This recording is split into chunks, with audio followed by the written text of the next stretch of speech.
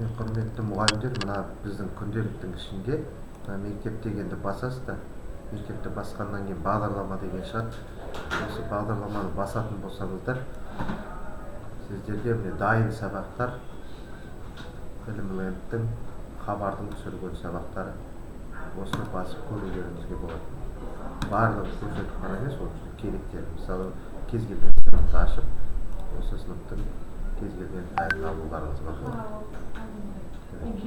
Өзіңіздің тақырыбыңыз сабағыңызға сәйкес келетінді ашып, қосып, кішкене көрсетулеріңізге болады балаларға.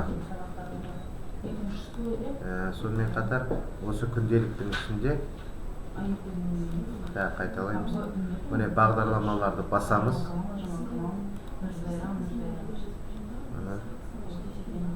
Сосын барып күнделікті ашып, өзіңізге керекті сыныпты ашасыз, өзіңіздің пәніңізді таңдайсыз, өзіңіздің тақырыбыңызды тауып аласыз. Мысалы, 14-ме, 14-ме келетін тақырыпты